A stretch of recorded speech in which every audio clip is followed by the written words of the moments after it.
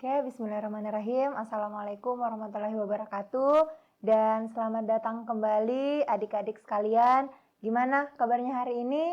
Semoga selalu dalam keadaan sehat, selalu bahagia, juga tetap semangat dalam persiapan TKA yang sebentar lagi akan dimulai.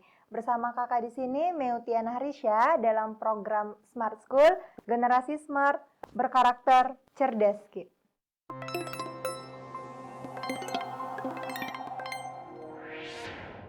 Nah, oke adik-adik, jadi kembali lagi bersama kakak di sini dalam sesi TKA Matematika SMA yang pada sesi kali ini kita akan membahas materi terkait aturan pencacahan atau biasa juga dinamakan kaidah pencacahan.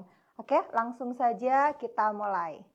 Nah, di sini untuk materi aturan pencacahan ini ada beberapa nantinya submateri yang akan kita bahas lebih lanjut. Di antaranya yaitu ada aturan perkalian, aturan penjumlahan, permutasi, dan kombinasi. Jadi masing-masing ini kita akan bahas lebih lanjut ya. Kita akan bahas materinya dulu, kemudian kita masuk ke soal-soalnya, kemudian lebih lanjut lagi bagaimana dia penerapannya dalam soal-soal TKA. Seperti itu.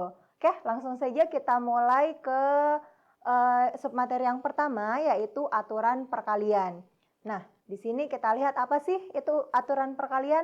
Nah, aturan perkalian di sini definisinya bisa kita lihat, yaitu jika suatu kejadian dapat dilakukan dengan M cara dan kejadian lain dapat dilakukan dengan N cara, maka kedua kejadian tersebut dapat dilakukan bersama-sama dengan M kali N cara.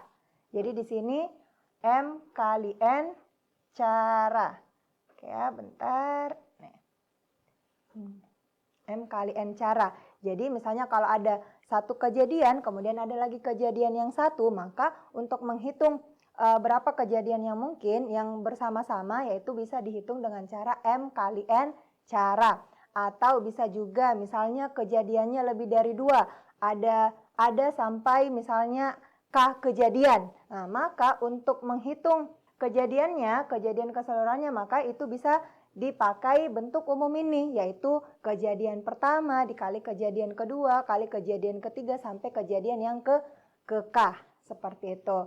Nah, di sini kapan sih digunakan aturan perkalian ini? Aturan perkalian ini itu digunakan kalau ini terdapat beberapa tahap atau langkah. Ada beberapa tahap atau langkah yang harus dilakukan secara berurutan atau bersamaan. Nah, di sini kata kuncinya bersamaan. Kalau di aturan perkalian itu kata kuncinya itu bersamaan. Dia dilakukan secara bersama-sama. Nah, kalau penerapannya dalam soal-soal cerita, itu bisa kita lihat ada kata-kata, yaitu kata kuncinya ada kata kemudian, dan, lalu, dan setelah itu. Nah, jadi kalau misalnya ada soal cerita, kemudian misalnya kejadian 1, kemudian kejadian 2. Nah, maka kemungkinan kejadian keseluruhannya itu kita kalikan. Nanti ya kita lihat di penerapan soalnya itu seperti apa. Nah, itu untuk aturan perkalian. Nah, selanjutnya coba kita cek untuk contoh soalnya. Nah, di sini kita punya contoh soalnya. Ini bisa ya kita baca di sini, seorang siswa ingin pergi dari kota A ke kota C melalui kota B. Nah, kemudian ada tersedia 3 jalur dari kota A ke kota B. Jadi 3 jalur dari A ke B. Kemudian ada 4 jalur dari B ke C. Nah, kemudian yang mau kita cari adalah berapa banyak pilihan rute yang dapat dipilih. Nah, jadi seorang siswa ini itu mau melakukan perjalanan dari A ke C. Nah, tapi A ke C ini dia itu harus melalui jalur B ini. Nah, kemudian disediakan yang ke B ini, A ke B ini itu katanya ada 3 jalur. Kemudian B ke C itu ada 4 jalur. Nah, ada berapa banyak pilihan rute yang dapat dipilih. Nah, di sini kita karena kejadiannya ada 2 kejadian ya. Kejadian pertama yang mana, kejadian kedua yang mana, yang ini. Kejadian pertama itu adalah perjalanan dari A ke B. Kemudian kejadian kedua yaitu perjalanan dari B ke C. Nah, karena kedua kejadian ini harus kita lakukan secara bertahap, artinya keduanya dilakukan ya secara bersamaan atau bertahap, maka kita memakai aturan perkalian. Berarti langsung saja kita kali di sini, yaitu 3 kali 4. Berarti ada nantinya 12 cara atau pilihan rute. Seperti itu, atau misalnya lebih jelasnya seperti ini. Kita list dulu, jalur A ke B 3, kemudian B ke C 4, berarti langsung kita kalikan 3 kali 4 yaitu 12. Oke, itu untuk contoh soal terkait aturan perkalian. Oke, kita lanjut ke aturan penjumlahan. Nah, di sini kita lihat apa sih itu aturan penjumlahan? Sama ya definisinya di sini, kita lihat dulu. Jika kejadian pertama dapat dilakukan dengan M cara atau dapat terjadi dengan M cara, dan kejadian kedua dapat terjadi dengan N cara, dan kedua kejadian tersebut tidak bisa dilakukan bersamaan. Jadi ada kata kunci tidak dilakukan bersamaan, tidak dapat dilakukan bersamaan, tidak dapat terjadi bersamaan, maka salah satu dari kejadian tersebut dapat terjadi dengan M ditambah N cara. Nah, jadi itu bedanya ya, kita sudah bisa lihat bedanya dari aturan perkalian yang tadi. Kalau aturan perkalian itu kejadiannya harus dilakukan bersamaan atau keduanya terjadi. Jadi dia saling terkait, kejadian pertama lalu kejadian kedua. Nah, kalau aturan penjumlahan dia itu tidak terjadi bersamaan atau dia terpisah. Nah, seperti itu. Sama kalau misalnya ada lebih dari 2 kejadian, maka semuanya kita jumlahkan kejadiannya. Misalnya ada K kejadian, maka kita jumlahkan N1 tambah N2, ini N kejadian ya, kejadian 1 ditambah kejadian kedua, tambah kejadian ketiga sampai dengan kejadian ke K, seperti itu. Nah, sama kapan digunakan untuk aturan penjumlahan ini? Itu kalau terdapat beberapa cara itu memilih salah satu. Jadi kalau kita hanya mau memilih salah satu dari beberapa kejadian yang disediakan, seperti itu. Kemudian kata kuncinya di sini bisa kita lihat atau salah satu. Nah, itu ya. Jadi kalau tadi di aturan perkalian itu memakai dan, kalau di sini memakai atau. Oke. Itu coba kita lihat untuk contoh soalnya. Seperti apa di aturan penjumlahan ini. Oh ya, sebelum ke contoh soal, kita lihat dulu. Ini perbandingan aturan perkalian dan aturan penjumlahan. Kita lihat bedanya supaya nantinya kalau kita lihat soal-soalnya, kita bisa langsung membedakan ini digunakan, ini memakai aturan perkalian atau aturan penjumlahan. Seperti itu. Di sini ya, kita lihat bedanya. Yang pertama, kalau di aturan perkalian, ini dilakukan berurutan, atau dilakukan bersamaan, atau keduanya. Sama ya, ini kata-katanya sinonim semuanya. Jadi kayak tadi, kalau misalnya ada kejadian pertama, kemudian dilanjutkan kejadian kedua, maka pilihan kejadiannya itu langsung dikalikan. Seperti itu. Kemudian kalau di aturan penjumlahan, ini pilihannya itu dilakukan terpisah, atau tidak bersamaan, atau salah satunya saja. Jadi hanya memilih satu dari beberapa pilihan. Gitu. Kemudian yang kedua terkait kata kunci. Kalau di aturan perkalian, kata kuncinya itu ada dan kemudian. Gitu. Lalu di aturan penjumlahan ini, itu kata kuncinya memakai atau satu. Gitu. Kemudian kita lihat di sini, ini kalau aturan perkalian ya dikalikan. Kemudian aturan penjumlahan ya langsung saja kita jumlahkan kejadiannya. Seperti itu untuk perbandingan antara aturan perkalian dan aturan penjumlahan. Tuh. Oke, kita lihat di sini untuk contoh soalnya untuk aturan penjumlahan dulu. Di sini kita lihat ya, perpustakaan memiliki 5 buku matematika dan 3 buku fisika. Berapa banyak cara seorang siswa itu memilih salah satu buku atau satu buku untuk dibaca? Jadi disediakan, katanya di perpustakaan itu ada 5 buku matematika dan 3 buku fisika. Kemudian seorang siswa ini hanya mau memilih satu dari buku-buku yang disediakan. Kemudian ditanyakan ada berapa pilihan yang bisa digunakan, ada berapa banyak cara memilih buku ini dari siswa ini. Itu.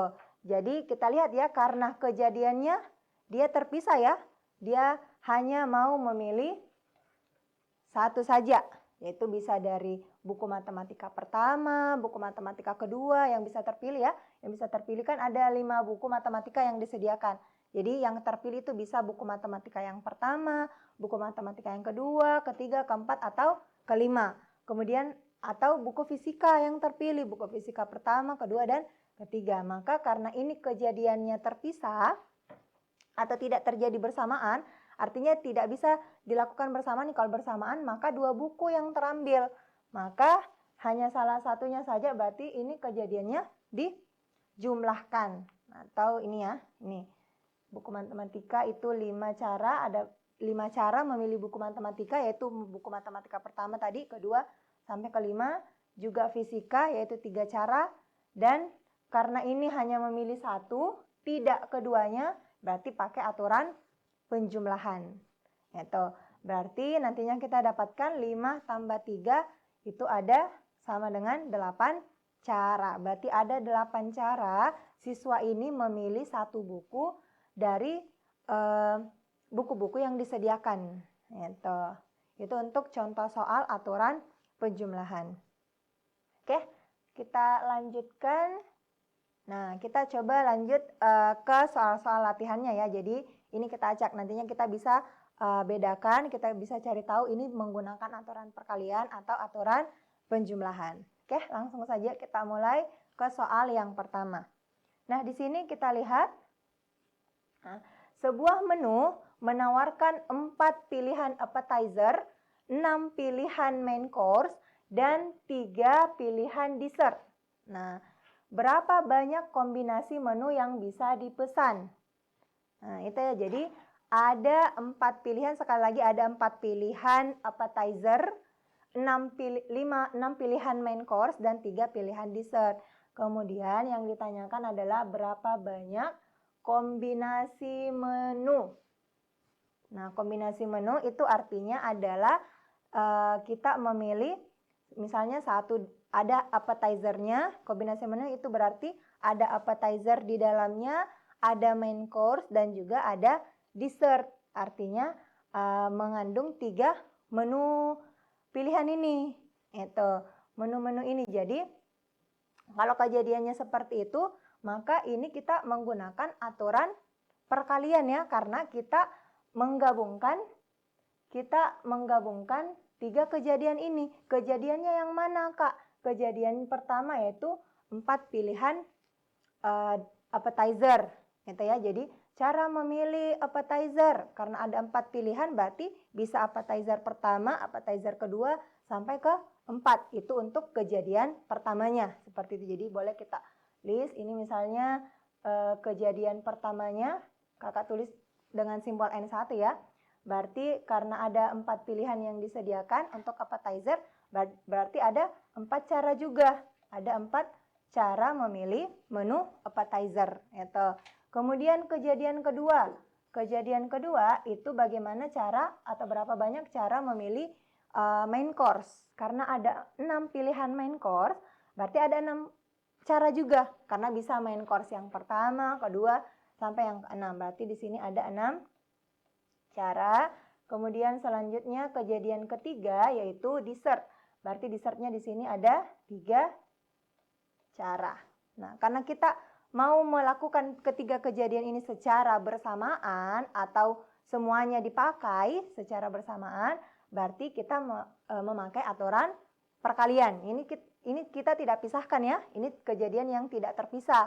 Berarti ini kita memakai aturan perkalian. Berarti artinya nanti kita kalikan saja langsung, berarti 4 dikali 6 dikali dengan 3. Itu. Berarti di sini nantinya kita dapat 24 kali 3, 24. Di sini kan ini 24. Berarti nanti dikali dengan 3 lagi, berarti 4 kali 3, 12, 6, 7. Berarti 72. Berarti di sini ada 72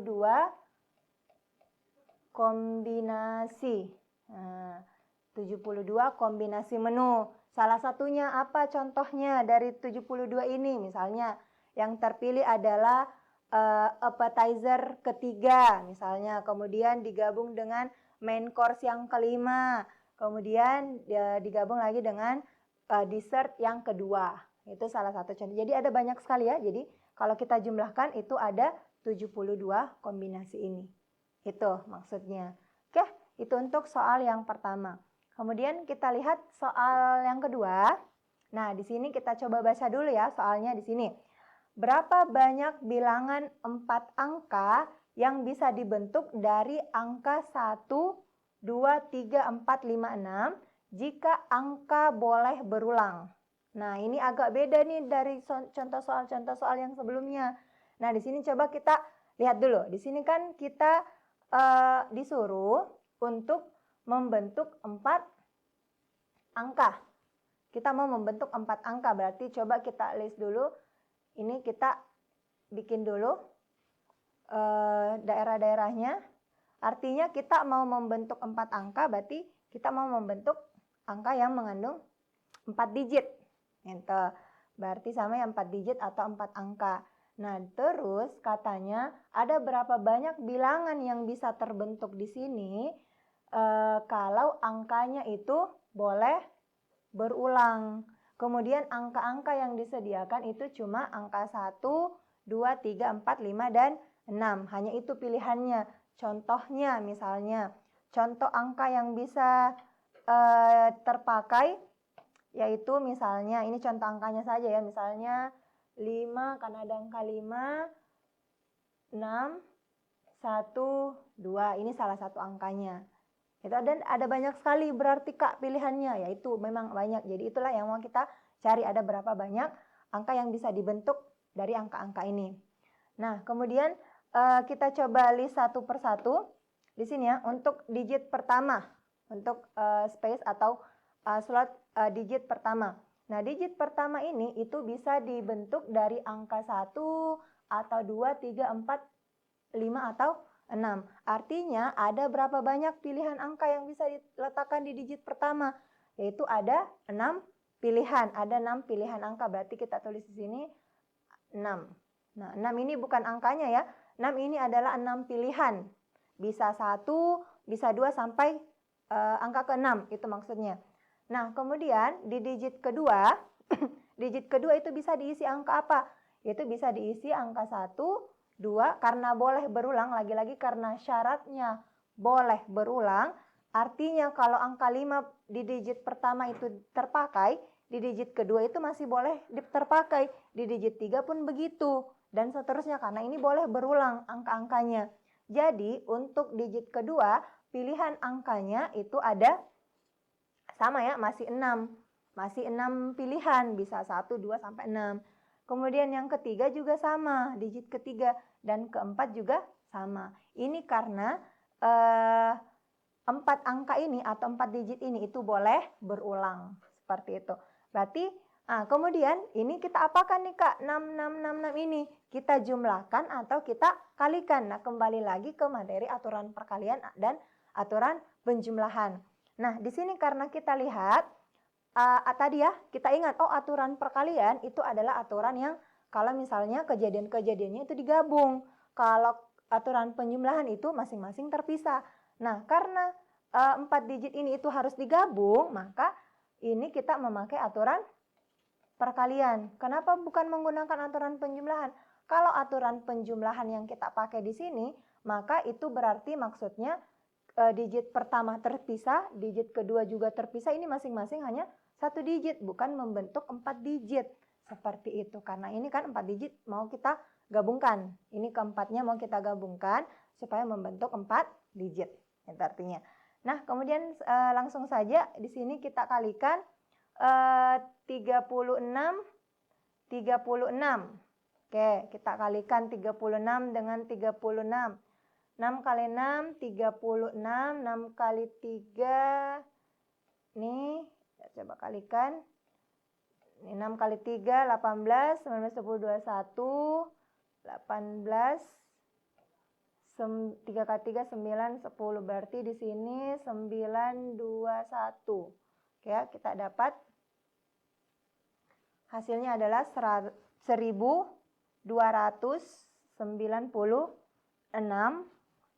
angka yang bisa dibentuk, angka 4 digit yang bisa dibentuk dari pilihan-pilihan angka ini. Itu jadi ada 1296 kombinasi angka yang bisa terbentuk. Gitu. Oke, itu untuk soal yang kedua. Oke, kita coba lanjut di soal berikutnya. Nah, di sini kita lihat untuk soal berikutnya.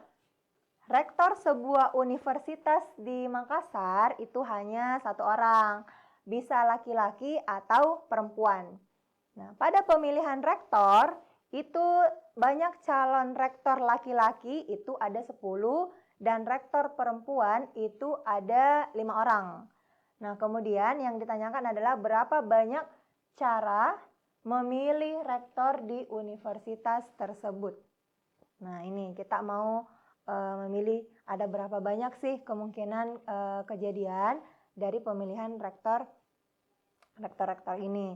Nah, kita tahu bahwa ada berapa tadi? Ini ada laki-laki.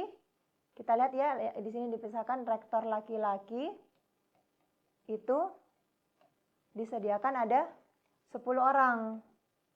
Nah, jadi ada rektor laki-laki pertama, kedua sampai ke 10. Itu berarti ada di sini, atau boleh kakak langsung tuliskan di sini kejadian pertamanya atau N1-nya itu ada sebanyak 10 cara. 10 cara memilih rektor. Misalnya ini yang pertama. Kemudian perempuannya itu disediakan ada 5 ya. 5. Berarti ini kejadian keduanya itu terjadi ada 5 cara. Artinya bisa yang terpilih itu bisa rektor perempuan pertama sampai rektor perempuan yang kelima. Itu maksudnya. Dan di sini lagi ada kata kuncinya yaitu hanya satu orang memilih rektor, di mana rektornya ini hanya satu orang saja. Nah, karena memilih satu, ingat lagi tadi materinya. Kalau ada kata-kata pemilihannya terus memilihnya cuma satu saja, maka itu adalah aturan penjumlahan. Gitu ya, aturan penjumlahan karena kita hanya mau memilih satu dari beberapa kejadian yang disediakan. Yaitu kejadiannya itu laki-laki 10, perempuan 5. Berarti di sini kita menggunakan aturan penjumlahan. Berarti langsung saja kita kalikan 10 ditambah dengan 5, berarti di sini ada 15 cara. Nah, 15 cara itu apa saja? Misalnya, kan bisa saja yang terpilih itu rektor laki-laki pertama, kedua, ketiga, sampai ke 10. Nah, tapi juga bisa perempuan yang terpilih, berarti perempuan pertama, kedua, ketiga, sampai ke kelima. Nah, itu berarti ada berapa banyak itu pilihannya? Berarti langsung saja ada 15, karena satu-satu ya. Itu, seperti itu. Untuk soal yang kedua ini. Oke, coba kita lihat untuk soal berikutnya. Di sini kita lihat Adit memiliki perlengkapan pakaian kerja berupa 10 kemeja, 6 celana, 4 jas, dan 14 dasi. Jadi ini perlengkapan pakaian kerjanya. Berapa banyak cara yang dapat dipilih Adit? Banyak cara yang dapat dipilih Adit untuk berpakaian kerja. Gitu. Nah, di sini untuk berpakaian kerja berarti kita harus memakai kemeja, celana, jas, dan juga dasi. Nah, kita perhatikan di sini. Berarti ini kejadiannya, masing-masing kejadian ini itu harus tergabung dalam satu kejadian. Berarti karena kita gabungkan kejadiannya ini atau kita lakukan bersama-sama, artinya di sini kita memakai aturan perkalian. Nah, karena kita gabung ya, harus memakai kemeja, celana, jas, dan juga dasi. Itu harus ada dalam pakaian kerjanya Adit ini. Berarti kita memakai aturan perkalian. Berarti langsung saja kita kalikan. Berarti di sini ada 10 untuk pemilihan kemeja, kemudian dikali 6, kemudian dikali 4, dan dikali dengan 14.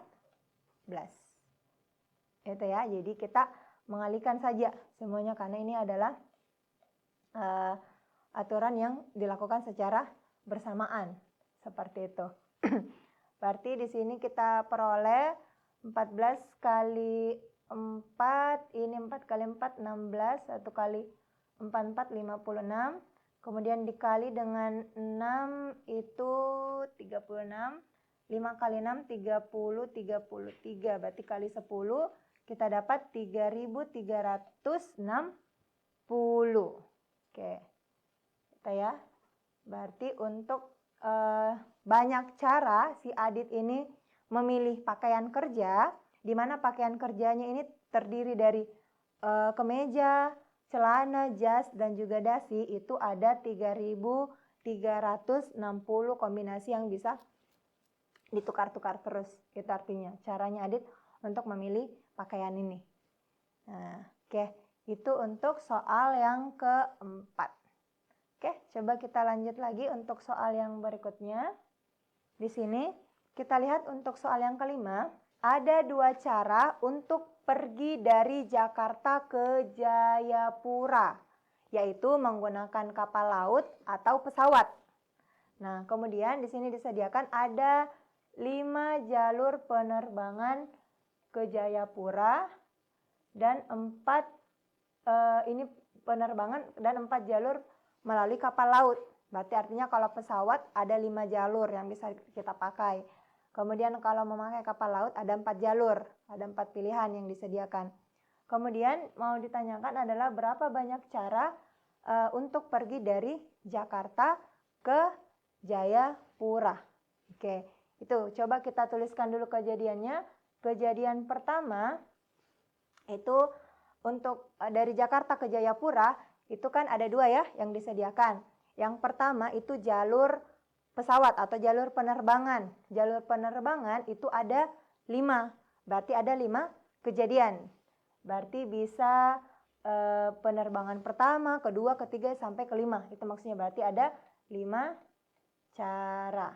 Ini penerbangan. Kemudian yang kedua, kejadian kedua itu menggunakan, ini kita bisa tuliskan di sini penerbangan.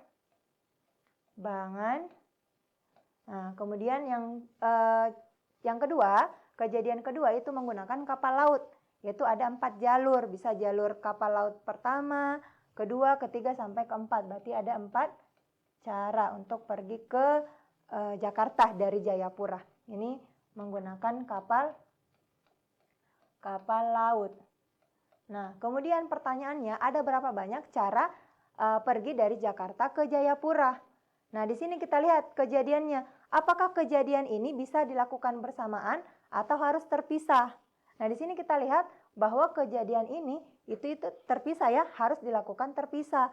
Karena tidak mungkin kita melakukan perjalanan itu dengan cara keduanya ini terjadi bersamaan. Artinya sekaligus penerbangan sekaligus kapal laut. Jadi itu tidak bisa terjadi. Maka kalau seperti itu kasusnya, berarti kita menggunakan aturan penjumlahan karena kita hanya mau memilih salah satu dari jalur-jalur yang disediakan ini.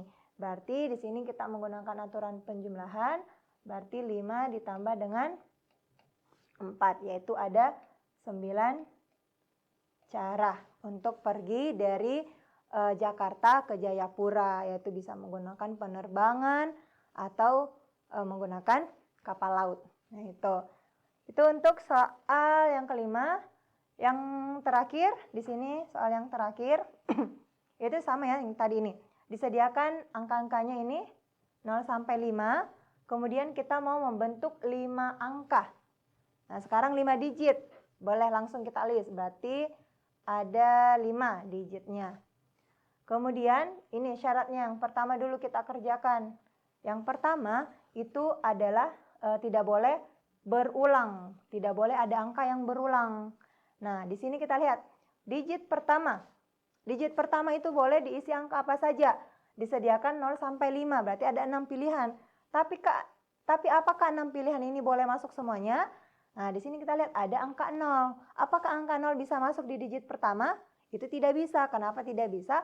Kalau angka 0 diletakkan di awal, di digit pertama, maka angkanya misalnya 0, 2, 4, 5, 3. Nah, ini angka ini itu akan menjadi 4 digit saja karena ini kan terhapus. Seperti ini hilang. Jadi ini akan menjadi 4 angka bukan lagi 5 angka. Seperti itu. Maka untuk digit pertama itu kita tidak boleh isi dengan angka 0. Berarti di sini pilihannya yaitu hanya 5 saja ya. Berarti di sini 5. Kemudian tidak boleh berulang yang di digit kedua. Kalau misalnya di sini digit kedua itu boleh ya, semuanya terpakai. Berarti ada 6 pilihan. Tapi misalkan ada satu digit yang sudah dipakai, maka berkurang. Maka di sini sisa 5 pilihan karena sudah terpakai di digit pertama. Kemudian di digit ketiga itu sisa 6 pilihan dikurang 2 berarti sisa 4, sisa 3, sisa 2. Kita kurang-kurangi saja karena ini sudah terpakai di sebelum-sebelumnya. Oke, berarti ini langsung nanti kita kalikan saja ya. Itu. Sama kalau untuk yang bagian B, nah ini tadi sama boleh ada yang berulang. Berarti kalau misalnya di digit pertama itu harus sama, di sini 5, berarti di sini 6, 6, 6, 6. Kenapa 6? Karena semuanya boleh dipakai lagi. Seperti itu. Oke, itu untuk soal yang ke-6 atau soal yang terakhir. Di sini kita simpulkan untuk materi hari ini itu ada aturan perkalian dan aturan penjumlahan. Di mana kalau aturan perkalian itu adalah aturan yang berurutan atau bersamaan, yaitu kalikan. Kalau aturan penjumlahan itu adalah alternatif saja, itu salah satunya saja kejadian yang dipilih. Kalau kejadiannya seperti itu maka kita jumlahkan. Oke, itu saja untuk sesi hari ini.